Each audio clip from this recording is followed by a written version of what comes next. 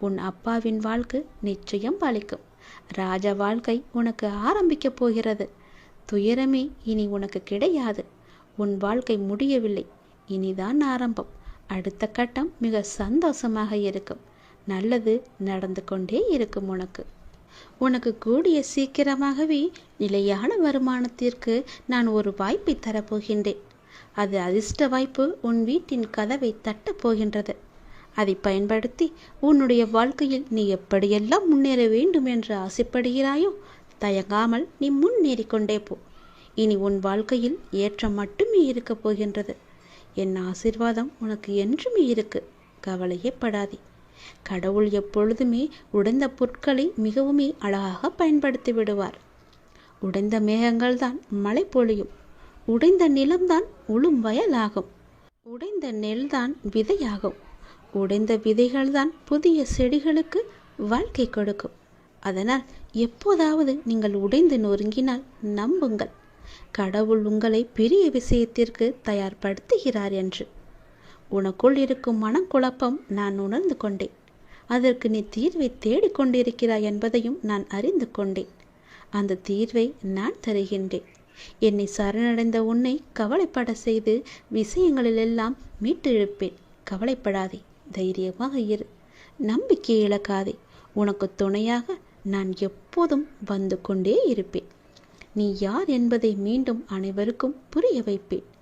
சின்ன சின்ன குழப்பங்கள் வரும், ஆனாலும் உன்னை நான் மீட்டு நீ செல்ல வேண்டிய சரியான வழியில் உன்னை செல்ல நான் உனக்கு துணை இருப்பேன். அனுமதியும் தருவேன். என் நாமத்தை உச்சரித்து கொண்டே இரு. எல்லாமே தானாகவே சரியாகும். உனக்கு கூடிய சீக்கிரம் நிலையான வருமானம் வேண்டுமென்று நீ ஒரு முயற்சி செய்து கொண்டிருக்கின்றாய். அந்த முயற்சி வெற்றி பெறுமா அல்ல இப்படியே போய்விடுமா என்று எண்ணத்திலேயே இருக்கின்றாய் அல்லவா? நிச்சயம் அது வெற்றி பெறும். அது உனக்கு பல மடங்கு லாபத்தையும் கொடுக்கும். உன் கர்ம வினைப்படி உனக்கு விதிக்கப்பட்ட வாழ்வில் சில உறவுகளை கையாள்வது கடினமாகத்தான் இருக்கும். அவர்கள் அவ்வப்போது சுயநலமாக நடந்து கொள்வதை பார்த்து நீ கவலைப்பட்டு கொண்டிருக்கின்றாய். நீ எங்கும் போக வேண்டாம். எதுவும் உன்னுடையது இல்லை. உன் வினைக்கேற்ப எல்லாம் உன்னிடம் வந்து இருக்கும். மாயைகள் புரிந்து கொள். தியானத்தை பழகு. நீ இறை சிந்தனையை வளர்த்துக்கொள். தியானம் உனக்கு நிச்சயம் உனக்கு உதவும். துன்பத்திலிருந்து உன்னை காத்து இறுதி வரை உன் வாழ்வை நீ கடக்க உதவும். என்னிடம் நீ கூறிவிட்டாய் அல்லவா? அதற்கு பிறகு எதை பற்றி நீ சிந்தனை செய்து உன் மனதை நீ குழப்பிக் கொண்டிருக்கின்றாய்? சிந்தனையில் சில மணி நேரம் இருக்கச் செய். ஆனால் அது உனக்கு நன்மையா என்று யோசித்து செய். உனக்கு நல்லது நடக்கும். உன் வருமானத்திற்கு நானே பொறுப்பெடுத்துக் கொள்கிறேன். கவலைப்படாதே, அது உனக்கு நிலையான வருமானமாக இருக்கும். நான் தரும் அதிர்ஷ்ட வாய்ப்பை நீ பயன்படுத்தி கொண்டால் உன் வாழ்க்கை மிக நன்றாகவே இருக்கும். பயன்படுத்திக்கொள். உனக்கு இன்ப நிலை நீங்கி துன்ப சுமையை சுமக்கின்றையே, அனுபவிக்க இன்னும் என்ன இருக்கிறது என்ற அளவில் துன்பத்தின் எல்லை வரை சென்று விட்டு வெறுமையாய் நின்று என் முன் எனது முகத்தை உற்று பார்த்து அழும் உன்னை நான் கண்டு கொள்ளவில்லை என்று நினைத்து கொண்டிருக்கிறாய். உன்னை நான் கரிசனத்தோடு தான் கவனித்துக் கொண்டிருக்கிறேன். ஒவ்வொரு முறையும் உன்னை தைரியப்படுத்திக் கொண்டு வருகிறேன் என்பதை நீ நினைவுபடுத்திக்கொள். இன்னும் நீ கடந்து போக வேண்டிய தூரம் நிறையவே இருக்கிறது. அதுவரை எல்லையற்ற பொறுமையோடு தீவிர நம்பிக்கையோடு உனது சுமையின் கணம் தெரியாமல் இருப்பதற்காக என்னுடைய நாமத்தை நீ உச்சரித்தபடி இருக்க வேண்டும். எனது சத்தத்தை உணர்வுள்ள நீ கவனித்து கேட்டு அதன்படி நடந்து கொள். அப்போது உனக்கு ஆறுதல் கிடைக்கும், மன நிம்மதி கிடைக்கும். எதற்காகவும் கவலைப்படக்கூடாது. நான் உன் கூடவே இருக்கிறேன். எது வந்தாலும் நான் உனக்கு அருள் செய்ய காத்து கொண்டிருக்கிறேன். நீ விழிப்புணர்வுடன் இரு, விழித்துக்கொள். எல்லாமே உனக்கு நல்லதாகவே நடக்கப் போகிறது. நீயே என் துணை, நீயே என் காவல், நீயே என் வழிகாட்டி, நீயே என் குறிக்கோள், நீயே என் அப்பா, நண்பன் என எல்லாமே நீதான் அப்பா என என்னை அழைத்து வந்தாய் உன் வீட்டிற்கு, உன் இடத்தில். அப்படி இருக்கும்போது உனக்கான நல்லதை செய்ய நான் தவற மாட்டேன். எனது உறுதிமொழி இது. எனது உறுதி ஒருபோதும் பொய்யாக இருக்க முடியாது. அது தாமதமாகும், ஆனால் அது தப்பாமல் உனக்கு கிடைக்கும். நம்பிக்கையோடு இரு.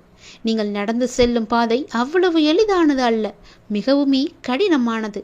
ஏகப்பட்ட சோதனைகள் உங்களை தாக்கலாம். ஆனாலும் என்ன, ஒன்றை மட்டும் நீ நினைவில் கொள், உங்களுடைய குரு நான் உங்களை இருக்க பற்றி இருக்கிறேன். உன்னுடைய கடவுள் உன்னை இருக்க பிடித்திருக்கிறேன்.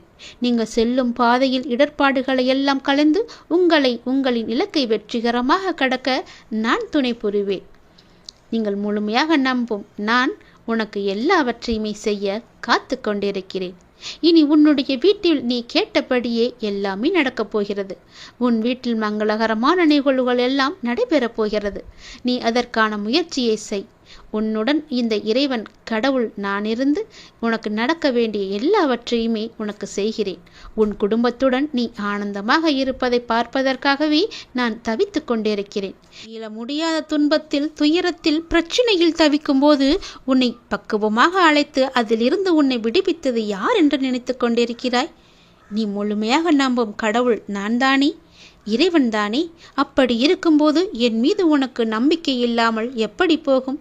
நிச்சயம் உன்னுடைய நம்பிக்கையை நான் வீணடிக்க மாட்டேன். எல்லா ஆபத்திலிருந்து நான் உன்னை காப்பாற்றியிருக்கிறேன், இனியும் காப்பாற்றுவேன். இனி எல்லாமே உனக்கு நல்லதாக மட்டுமே நடக்கும்படி நான் செய்கிறேன்.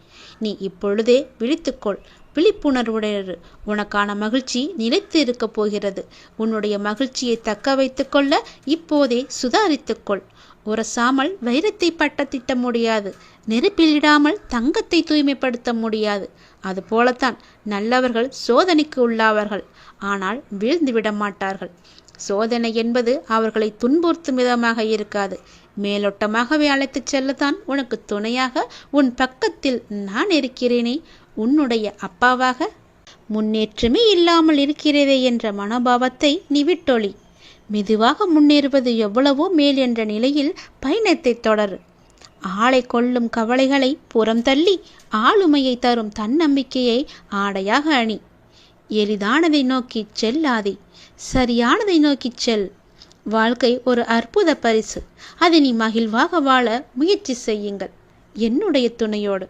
உங்களை தவிர வேறு எதிலும் நம்பிக்கை கொள்ளும் என் மனதை மாற்றுங்கள் என்று என்னிடம் நீ சொன்னி அழுதாய் அல்லவா? உனக்கும் எனக்கும் முன் ஜென்ம தொடர்பு இருக்கிறது. நம் பந்தத்தின் ஆழம் இது. ஜென்ம ஜென்மமாய் தொடரும் பந்தம். உனக்காக நான் இருக்கிறேன். எல்லாமே மாற்றியமைக்கப் போகிறேன். நலமோடு நல்வாழ்வு உனக்கு காத்து கொண்டிருக்கிறது. சுபமாய் என் ஆசீர்வாதங்களுடன் நீ நிம்மதியாக, நிறைவாக, மகிழ்ச்சியான வாழ்க்கையை நீ வாழ வைக்கப் போகிறேன். உன்னை நீ சந்தோஷமாக இருக்கப் போகிறாய்.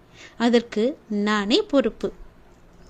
வாழ்க்கையை எல்லாவற்றிற்கும் ஒரு மாற்று கருத்து வைத்திருக்கிறது, மாற்றம் ஒன்றை வைத்திருக்கிறது. அது நமக்கு பிடித்திருக்கிறதா இல்லையா என்பதை பற்றியெல்லாம் அதற்கு கவலை இல்லை. சூழ்நிலைக்கு ஏற்ப நீ உன் மனதை திடப்படுத்த வேண்டும். 2 வார்த்தை பேச வேண்டிய இடத்தில் அதிகம் பேசுவது தவறு.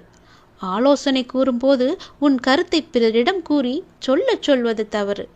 அதுபோல் நேர்மையாக பயணித்து தோற்பதும், முடிந்தவரை போராடிய பின் தோற்பதும் வெற்றி பெற்றதற்கு சமம் என்று அர்த்தம் கொண்டு மீண்டும் மீண்டும் நீ முயற்சி செய். உனக்கு வேண்டியதை பிறரிடம் இருந்து எதிர்பார்த்தால் அது எப்போதும் கிடைக்காது. உனக்கு வேண்டியதை நீதான் முயற்சி செய்து அடைய வேண்டும். வெற்றியா தோல்வியா என்பதல்ல வாதம்.